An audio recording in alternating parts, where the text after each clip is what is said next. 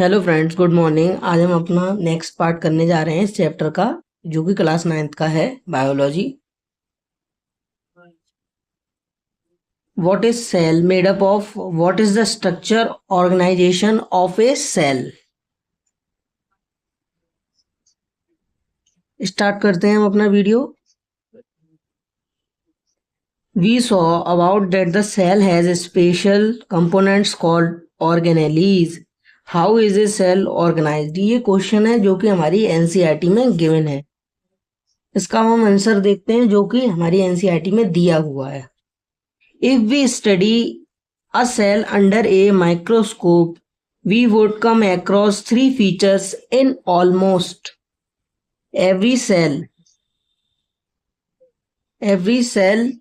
Plasma membrane, nucleus and cytoplasm, all activities inside the cell and interactions of the cell with its environment are possible due to these features. Let us see how. इसमें हमें ये बताया गया है, सबसे पहले हमारे पास एक क्वेश्चन पूछा गया था। जो हमारे पास सेल होता है उसके पास एक स्पेशल फंक्शन होता है जिसे हम बोलते हैं ऑर्गेनेलीज। और फिर उसके बाद ये पूछा गया था जो हमारा सेल का स्ट्रक्चर है हम उसको कैसे बनाते हैं या कैसे समझाते हैं, उसके बारे में हम पढ़ेंगे। इसमें हमको बताया गया था जब हम किसी सेल को माइक्रोस्कोप की ऑब्जर्वेशन में स्टडी करते हैं तो हमारे पास तीन फीचर्स हमको मिलते हैं, जो कि first one is plasma membrane, second one is nucleus and third one is cytoplasm.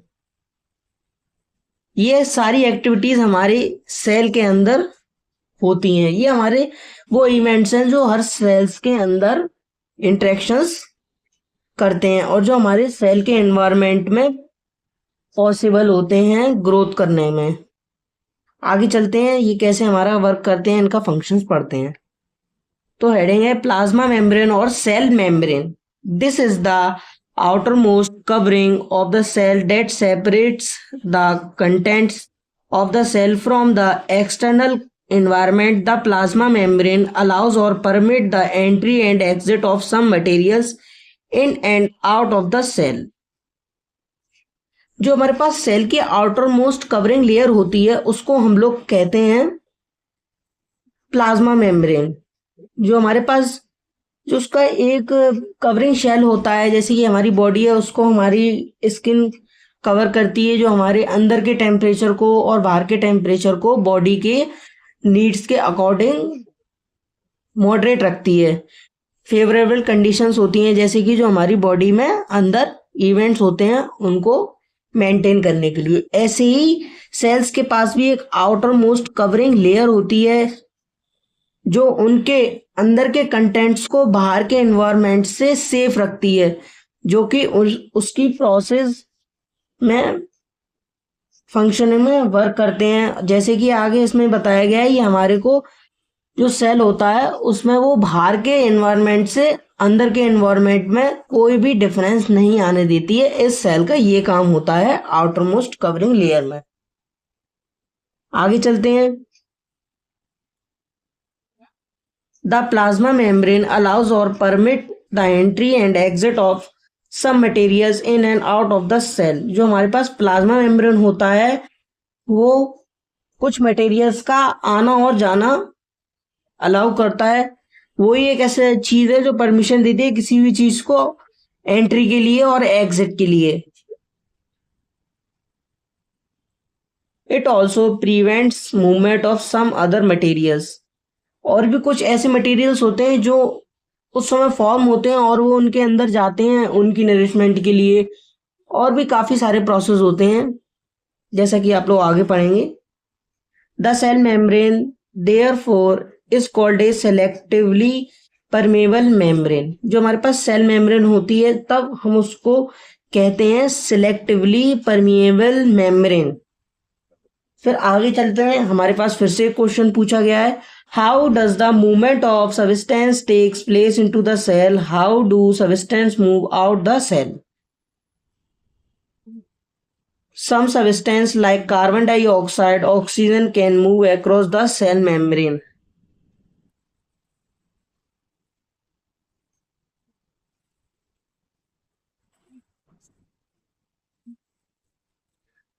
Like carbon dioxide, oxygen can move across the cell membrane by a process is called diffusion. We have studied the process of diffusion in earlier chapters. We saw that there is spontaneous movement of a substance from a region of high concentration to a region where its concentration is low.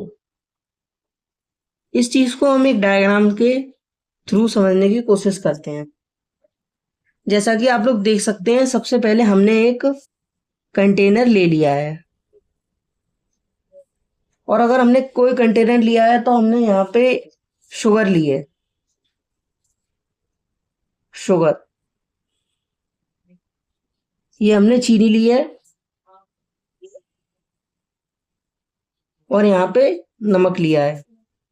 जो हमारे पास इसकी concentration है वो high है, high concentration, और जो इसकी concentration है, जो सॉल्ट की हमारे पास कंसंट्रेशन है सॉल्ट की, वो लो है। इसी तरीके से हम समझ सकते हैं जो high concentration to low concentration जो चीज हमारे पास अप्लाई होती है उसको हम बोलते हैं डिफ्यूजन। दिस प्रोसेस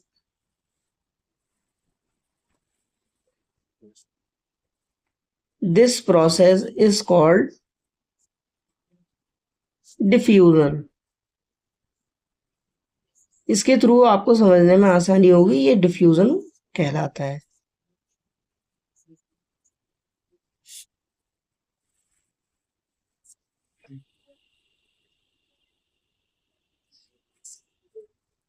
आगे चलते हैं। जैसा कि यहाँ पे दिया गया है, ये हमारी स्पॉन्टेनियस मूवमेंट होती है, ये मतलब कंटिन्यूसली जो चलती रहती है उसको हम स्पॉन्टेनियस कहते हैं।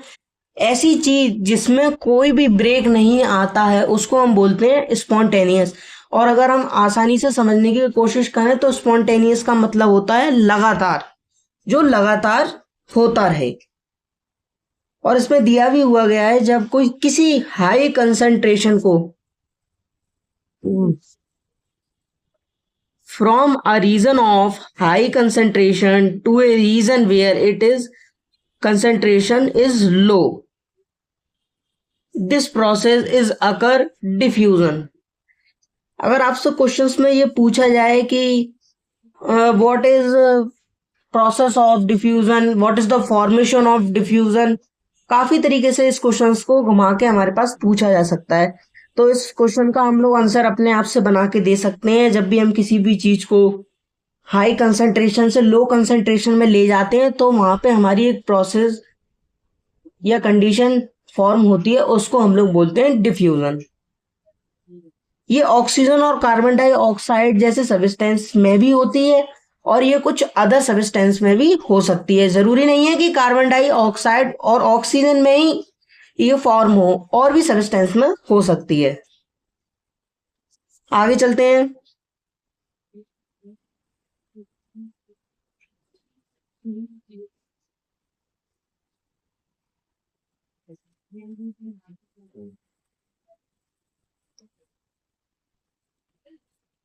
Something similar to this happens in cell when, for example, substance like CO2, which is cellular waste and requires to be excreted out by the cell, accumulates in high concentration inside the cell. In the cell's external environment, the concentration of CO2 is low as compared to that inside of cell. As soon as there is a difference of concentration of CO2 inside and outside of a cell, CO2 moves out of the cell from a region high concentration to a region of low concentration outside the cell by this process of diffusion. Similarly, O2 enters the cell by the process of diffusion when the level of concentration of O2 inside the cell decreases। अब हम इसको समझते हैं। जो हमारे पास एक condition form होती है, जैसे कि एक एग्जांपल के तौर पे हम लोग समझते हैं, जब हम एक सब्सटेंस लेते हैं, जैसे कि हमने कोई सब्सटेंस लिया, जैसे कि उसका नाम है कार्बन डाइऑक्साइड। जो सेल के यूज में नहीं होता है, वो उसको बाहर की तरफ वेस्ट में थ्रो करता है या एक्सक्रीट करता है। एक्सक्रीट माने होता है निकालना। ओके, फिर आगे चलते हैं। ये एक्यूमुलेट्स करता है हाई कंडीशन को, ये हाई कंडीशंस को बढ़ाता है हमारी कंसेंट्रेशन में, जो कि सेल के अंदर होती है। और ये हमारे एक्सटर्नल एनवायरनमेंट से इसका कोई लेना देना नहीं होता है। जो हमारे पास कंसेंट्रेशन होती है वो काफी कम होती है अंदर की कंसेंट्रेशन के अकॉर्डिंग, और जो CO2 होता है वो काफी कम कंसेंट्रेशन कंटेन करता है, इसलिए CO2 is not suitable for cell. As soon as there is a difference of concentration of CO2 inside and outside of a cell, CO2 moves out of the cell. जो उसमें हमारे पास difference बताया गया है, जो CO2 होता है उसका अंदर का कुछ और ही प्रोसेस होता है और बाहर कुछ अलग ही कंडीशन शो करता है। अंदर हाई दिखाता है, बाहर लो दिखाता है। आगे चलते हैं। जो हमारे पास ये प्रोसेस हुआ है इसको हम लोग कहते हैं डिफ्यूजन, जो कि अभी अभी आपने ऊपर वाले पैरा में पढ़ा है। सिमिलरली इसमें हमारे पास ये बताया गया है, जब O2 एंटर होती है एक सेल में तो हमारे पास प्रोसेस होता है डिफ्यूजन का फॉर्म। जब हमारे पास O2 किसी सेल के अंदर जाती है तो वो डिक्रीज हो जाती है। Thus, diffusion plays an important role gaseous exchange between the cell as well as the cell and its external environment. फिर इसके पास जो हमारे पास ये बताया गया, जो डिफ्यूजन है वो हमारा काफी महत्वपूर्ण काम क्रिया है, जो अपना बहुत ज्यादा एक महत्व रखती है गैसेस को एक्सचेंज करने में हमारे सेल्स के अंदर, जो कि हमारी गैसेस को अंदर जाने में और बाहर जाने में मदद करता है, जो कि एनवायरनमेंट में उसको छोड़ सकती है, जो कि हमारे सेल के लिए बहुत ज़्यादा इम्पोर्टेंट फेवरेबल कंडीशन होती है। फिर इसके बाद हम आगे चलते हैं। Water also obeys the law of diffusion. The movement of water molecules through out such A selectively permeable membrane is called. जो हमारे पास वाटर है वो भी हमारे डिफ्यूजन लॉ को ओबे करता है, यानी ये भी इस लॉ में इंक्लूड है। इसमें ये बताया गया है, जब हमारे वाटर मॉलिक्यूल्स का चलना होता है इधर से उधर, जब वो मूव करते हैं तो वहां पे एक selectively semi permeable membrane form होती है। उस मेम्ब्रेन को हम लोग कहते हैं ऑस्मोसिस।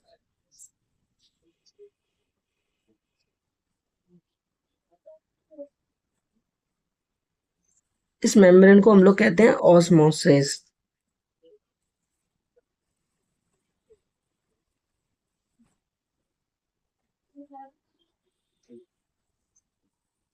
इस प्रोसेस को हम लोग कहते हैं ऑस्मोसिस। जो हमारे पास वाटर होता है, आगे चलते हैं। The movement of water across the plasma membrane is also affected by the amount of substance dissolved in water. Thus, osmosis in the passage of water from a region of high water concentration through a selectively permeable membrane to a region of low water concentration till equilibrium is reached. इसमें हमारे पास ये बताया गया है, जो हमारा water का movement होता है वो सेमी परमिएबल जो एक लेयर होती है उसके ऊपर से होता है, जो हमारे वाटर के अमाउंट को जो डिसॉल्व हुआ होता है सब्सटेंस में उसको इफेक्ट करता है। उसमें काफी सारी चेंजेस आ जाते हैं। फिर उसके बाद जो हमारी कंडीशन वहां पे अप्लाई होती है या फॉर्म होती है उसको हम लोग बोलते हैं ऑस्मोसिस। फिर आगे चलते हैं। जो हमारे पास इसमें जो हमारा वाटर का अमाउंट होता है वो एक हाई कंसेंट्रेशन वाटर में फॉर्म हो जाता है सिलेक्टिवली परमिएबल मेम्ब्रेन, जो कि हमारी एक परमिएबल मेम्ब्रेन को फॉर्म करता है, जो कि एक लो रीजन वाटर से होती है, जिसमें कि वाटर कंसेंट्रेशन का टेम्परेचर काफी ज्यादा लो होता है। फिर उसके बाद जो हमारी कंडीशन यहाँ पे फॉर्म होती है उसको हम बोलते हैं इक्विलिब्रियम। जो हमारे पास इक्विलिब्रियम कंसेंट्रेशन होती है फिर बाद में वो यहाँ पे फॉर्म हो जाती है।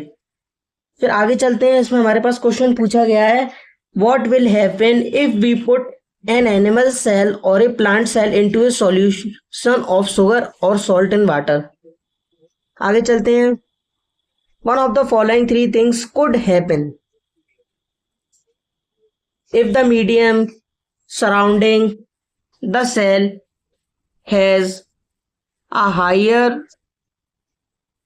concentration than the cell, measuring that the outside solution is very dilute. The cell will gain water by osmosis. Such a solution is known as hypotonic solution. सबसे पहली कंडीशन में हमें यह बताया गया है, जो हमारे पास सराउंडिंग्स में जो मीडियम होता है वो हमारे पास हायर वाटर कंसेंट्रेशन को अप्लाई करता है। जो हमारे पास सेल होता है वो फिर हमारे पास जो बाहर की तरफ एक सॉल्यूशन प्रोड्यूस करता है वो डाइल्यूट होता है। डाइल्यूट वो होता है जो पूरी तरीके से किसी भी सब्सटेंस में डिसॉल्व हो जाता है। फिर आगे चलते हैं, जो हमारे पास बचा हुआ वाटर होता है वो हमारे पास एक कंडीशन फॉर्म करता है, उसको हम बोलते हैं ऑस्मोसिस। जो हमारे पास सॉल्यूशन होता है उसको बाद में हम लोग उसको हम कहते हैं हाइपोटोनिक सॉल्यूशन। इसके बारे में हम पढ़ते हैं, water molecules are free to pass across the cell membrane in both directions, but more water will come into the cell than will leave the net. Overall result is that water enters the cell is likely to swell up. इसके बाद हमें बताया गया है, जो water molecules होते हैं वो free to pass across cell membrane होते हैं। जो हमारे पास वाटर मॉलिक्यूल्स होते हैं वो कहीं भी आने जाने के लिए बिल्कुल फ्री होते हैं। जो वाटर मॉलिक्यूल्स होते हैं वो कहीं भी आने जाने के लिए बिल्कुल फ्री होते हैं, उन्हें किसी भी चीज की जरूरत नहीं पड़ती है। जो हमारी दोनों डायरेक्शंस में जा सकते हैं, इस वाली डायरेक्शंस में भी जा सकते हैं, इसमें भी जा सकते हैं, और अगर आप ऐसे चाहते हैं तो ऐसे भी जा सकते हैं, ऐसे भी, जैसे चाहें वैसे अपने अकॉर्डिंग जा सकते हैं वाटर मॉलिक्यूल्स। फिर उसके बाद जो हमारे वाटर बचता है वो हमारा ओवरऑल रिजल्ट बाद में देता है सेल में। जो हमारा सेल होता है वो कुछ फूला फूला सा लगने लगता है इसकी वजह से। अब चलते हैं हम दूसरे पॉइंट पे, if the medium has exactly the same water concentration as the cell, there will be no net movement of water across the cell membrane. Such a solution is known as isotonic solution. Water crosses the cell membrane in both directions, but the amount going in is the same as the amount going out, so there is no overall movement of water. The cell will stay the same size. इसमें हमारे पास ये बताया गया है, जो हमारा medium होता है वो सेम वाटर कंसेंट्रेशन को करता है, जो कि बिल्कुल एक ही होती है। इसमें हमारे वाटर कंसेंट्रेशन की वैल्यू बिल्कुल बराबर होती है मीडियम के। फिर इसके बाद जो हमारे पास इसमें कोई निर्धारित इसकी मूवमेंट नहीं होती है। जो हमारे पास वाटर मॉलिक्यूल्स होते हैं उनकी मूवमेंट कोई एक पोजीशन पे नहीं होती है। हम उसका कुछ गैस नहीं बता सकते कि राइट डायरेक्शन में होगा या लेफ्ट में होगा या किसी भी डायरेक्शन में, अपवर्ड डाउनवर्ड कहीं भी हो सकता है। तो ऐसे सॉल्यूशन को हम लोग बोलते हैं आइसोटोनिक सॉल्यूशन। जो कि इसमें ये बताया गया था, ये रह गया था थोड़ा, जो हमारे पास net movement of water across the cell membrane, जो हमारे पास मूवमेंट ऑफ वाटर मॉलिक्यूल्स की सेल मेम्ब्रेन पे नहीं हो पाती है। फिर आगे चलते हैं, water across the cell membrane in both direction. इसमें नीचे बताया गया जो वाटर होता है वो हमारे बोथ डायरेक्शंस में करता है, पर जो हमारे वाटर की अमाउंट होती है वो बिल्कुल सेम होती है कंसेंट्रेशन से। सो हमारे पास जो पूरा वाटर मॉलिक्यूल्स की जो मूवमेंट होती है वो एक सी नहीं होती है। फिर इसके पास जो हमारे पास जो सेल हमारा बचता है वो सेम साइज का होता है, सारे सेल्स बिल्कुल सेम होते हैं, शेप एंड साइज बोथ। फिर चलते हैं हम थर्ड वाले पॉइंट पे, if the medium has a lower concentration of water than the cell, meaning that is that it is a very that it is a very concentrated solution, the cell will lose water by osmosis. Such a solution is known as hypertonic solution. सब सबसे last वाले point में हमारे पास जो बताया गया है, पहले हम लोग मीडियम लेते हैं जिसमें हमारी वाटर कंसंट्रेशन वैल्यू काफी ज्यादा लोअर होती है एक सेल के मुकाबले, जिसका मतलब है इसमें हमारे पास कंसंट्रेशन वाटर की वैल्यू काफी ज्यादा होती है। फिर इसके बाद जो हमारा सेल होता है वो अपनी पावर को लूज कर देता है और ऑस्मोसिस कंडीशन को फॉर्म करता है। इस सेल को हम लोग बोलते हैं हाइपरटोनिक सॉल्यूशन।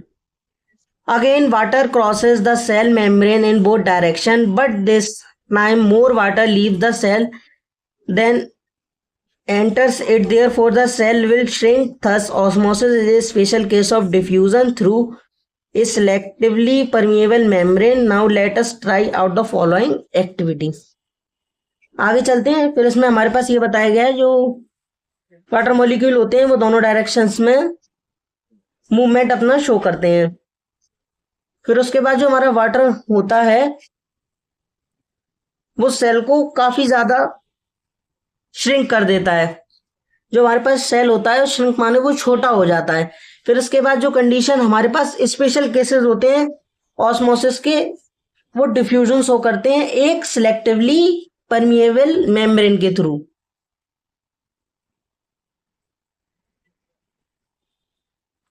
आगे चलते हैं। एक्टिविटीज आपके ऊपर है, अगर आप करना चाहें तो आप मुझे कमेंट में बता दीजिएगा, तो मैं एक्टिविटीज के लिए पूरा एक अलग वीडियो या अलग अलग पार्ट्स में आपको समझा दूंगा। Unicellular fresh water organism and most plant cells tend to gain water through osmosis. Absorption of water by plant roots is also an example of osmosis. इसमें हमारे पास ये बताया गया है यूनिसेलुलर फ्रेश वाटर ऑर्गेनिज्म के बारे में। यूनिसेलुलर वो होता है जो एक वन सेल से बने हों। वन सेल यूनिसेलुलर माने यूनी माने सिंगल, मल्टी माने डबल। जब भी कहीं यूनी लिखा आ जाए तो आप लोग बिल्कुल टेंशन फ्री होकर वहां पर सिंगल मान सकते हैं। इसमें हमारे पास ये बताया गया जो सिंगल फ्रेश वाटर ऑर्गेनिज्म होते हैं और जो प्लांट्स में होते हैं और जो हमारे पास बचा हुआ वाटर होता है जो सेल्स रिमूव करते हैं, उस प्रोसेस को भी हम ऑस्मोसिस कहते हैं। Absorption of water by plant that root is also an example of osmosis. जो हमारी प्लांट रूट वाटर को एब्जॉर्ब करती हैं थ्रू द सॉइल, इस प्रोसेस को भी हम ऑस्मोसिस का एक एग्जाम्पल मान सकते हैं। फिर आगे चलते हैं। Thus diffusion is important in exchange of gases and water in the life of a cell. In additions to this, the cell also obtains nutrition from its environment. Different molecules move in and out of the cell through a type of transport requiring use of energy. The plasma membrane is flexible and is made up of organic molecules called lipids and proteins. However, we can observe the structure of the plasma membrane only through electron microscope. फिर इसके आगे वाले paragraph में चलते हैं हम लोग। इसमें ये बताया गया है जो हमारे पास डिफ्यूजन है वो हमारे लिए क्यों इतना ज्यादा महत्वपूर्ण है। डिफ्यूजन हमारे लिए इतना ज्यादा इंपॉर्टेंट इसलिए क्योंकि इसके थ्रू हम लोग गैसेस को एक्सचेंज कर सकते हैं, आदान प्रदान होता है गैसेस का और वाटर का, जो कि हमारे एक सेल की लाइफ साइकिल के लिए बहुत ज्यादा इंपॉर्टेंट होता है।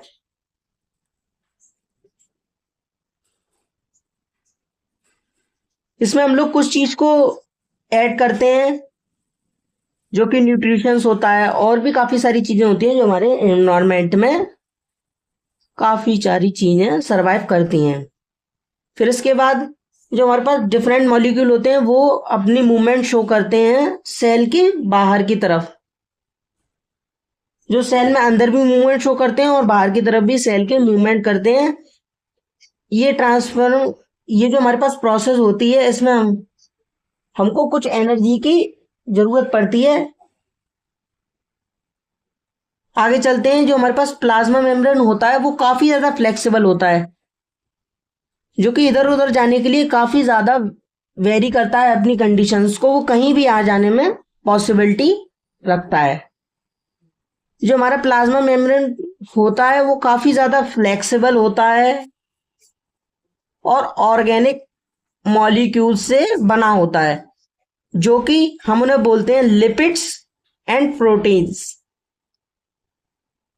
अभी तो लिपिड और प्रोटीन के बारे में इतना नहीं दिया गया है, जैसे जैसे आप हायर क्लासेस में जाएंगे तो वहां पे आपको लिपिड्स और प्रोटीन्स के बारे में आगे भी काफी कुछ जानने को मिलेगा।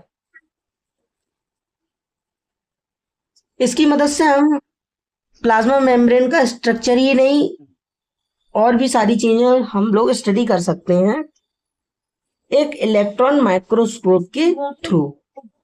The flexibility of the cell membrane is also enables the cell to engulf in food and other material from its external environment. Such processes are known as endocytosis. Amoeba acquires its food through such process.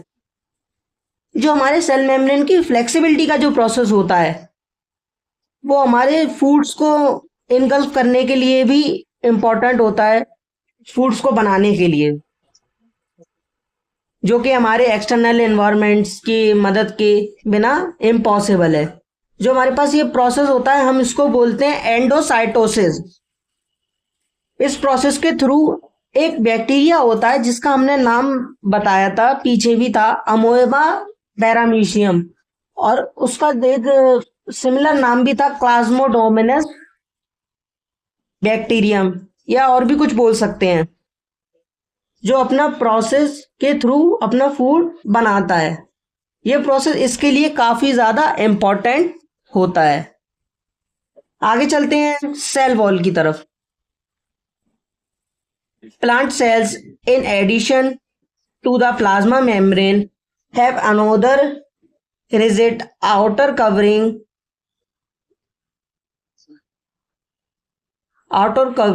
called the cell wall. The cell wall lies outside the plasma membrane. The plant cell wall is mainly composed of cellulose. Cellulose is a complex structure and provides structural strength to plants. When a living plant cell loses water through osmosis, there is shrinkage or contraction of the contents of the cell away from the cell wall. This phenomenon is known as plasmolysis. We can observe this phenomenon by performing the following activity.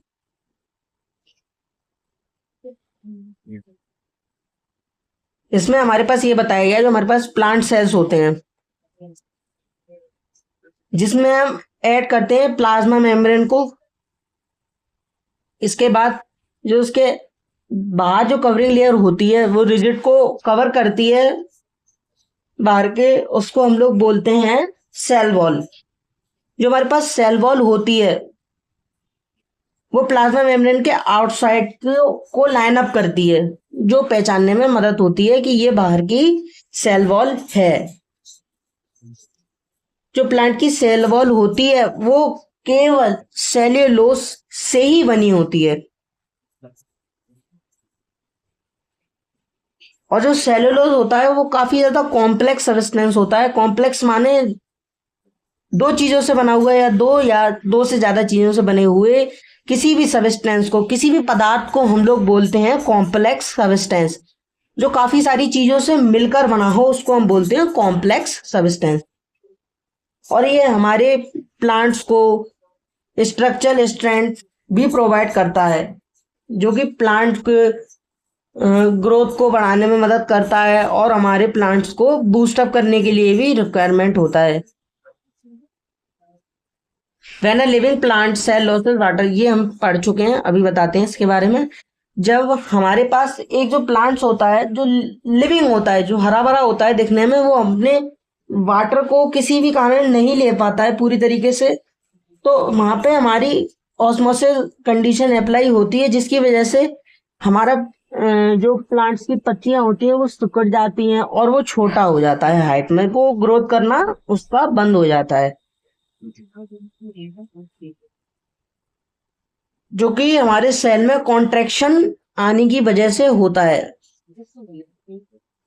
Contraction माने काफी सारे बदलाव आते हैं किसी भी चीज में, उसको हम लोग बोलते हैं कॉन्ट्रैक्शन।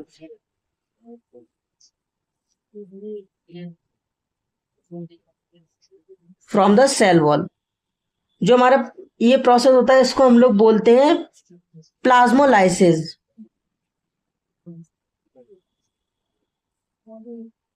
आगे चलते हैं। What we do infer from this activity, it appears that only living cells and not dead cells are able to absorb water by osmosis। ये क्वेश्चन पूछा गया है, नीचे हम लोग पढ़ते हैं।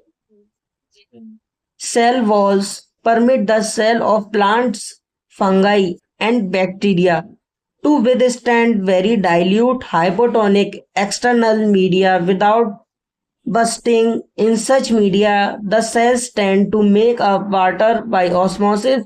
The cell swells, building up pressure against the cell wall. The wall exerts an equal pressure against the swollen cell.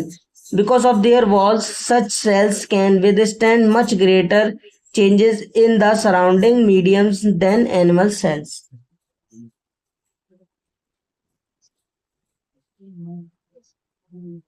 जो हमारे पास सेल वॉल होती है वो हमारे प्लांट्स को ग्रोथ करने का परमिट वगैरह देती है, जिसमें हमारे पास कुछ चीजें होती हैं जिसे हम बोलते हैं प्लांट्स, फंगाई, बैक्टीरिया, जो कि एक सॉल्यूशन में डाइल्यूट हो जाती हैं, जो कि डिसॉल्व हो जाती है। उस सॉल्यूशन को हम लोग बोलते हैं हाइपरटोनिक, जो हमारी बाहर की चीजों को फटने से बचाता है, जो कि हमारे सेल होता है जिसमें जो अंदर ऑर्गेनिक मटेरियल फॉर्म होता है उसको डिस्ट्रॉय होने से बचाता है। तो ये प्रोसेस में हमारा जो वाटर लिया जाता है वो ऑस्मोसिस के थ्रू लिया जाता है, जिसमें हमारे सेल्स कुछ फूल जाते हैं और उन पे काफी ज्यादा प्रेशर पड़ने की वजह से ये कंडीशन फॉर्म होती है। जो हमारे पास सेल होते हैं वो इसलिए फूल जाते हैं क्योंकि इसमें हमारे जो सेल्स होते हैं उसमें काफी ज्यादा उनके स्ट्रक्चर वगैरह में काफी ज्यादा चेंजेस आ जाते हैं। यही उनका मेन कारण होता है उनके स्वेलन हो जाने का। स्वेलन को हम लोग सूज जाना भी बोल सकते हैं या फूल जाना भी कह सकते हैं। आगे चलते हैं। Nucleus, remember the temporary amount of onion peel we prepared. We had put iodine solution on the peel. Why? What would we see if we tried observing the peel without putting the iodine solution? Try it and see what the difference is further. When we put iodine solution on the peel, did each cell get evenly colored? ये एक experiment है जो कि question में पूछा गया है। इसमें यह बताया गया है कि अगर हम किसी भी ऑनियन के छिक्कल को बिना सॉल्यूशन के, वो सॉल्यूशन में बिना आयोडीन के अगर डिसॉल्व करने की कोशिश करते हैं तो क्या वो अपना चेंज कलरिंग कर सकता है या नहीं कर सकता है, इसे हम लोग अभी पढ़कर देखते हैं। According to their chemical composition, different regions of cells get colour differentially. Some regions appear darker than other regions. Apart from iodine solution, we could also use safranin solution or methylene blue solution to stain the cell. इसमें जो हमारे पास ये बताया गया है, जो condition है, इस वाली कंडीशन के अकॉर्डिंग हम दो सेल को बीच में कंपोज्ड कराएंगे जो कि डिफरेंट डिफरेंट कलर शो कराते हैं। सबसे पहले हम लोग उनको डिफरेंशिएट अलग अलग कर लेंगे। जो कुछ चीजें हैं वो हमको डार्कर दिखाई देंगी और जो कुछ चीजें हैं वो हमारे अदर रीजन्स में वेरी करती हैं। आधी चीजों में हम लोग मिलाएंगे आयोडीन सॉल्यूशन और हम यहाँ आयोडीन की बजाय सेफ्रानिन सॉल्यूशन भी यूज कर सकते हैं, और उसके अलावा हम मिथाइलिन ब्लू सॉल्यूशन भी यूज कर सकते हैं, जो कि हमारे सेल्स को ऑब्जर्व करने में हेल्प करेगा।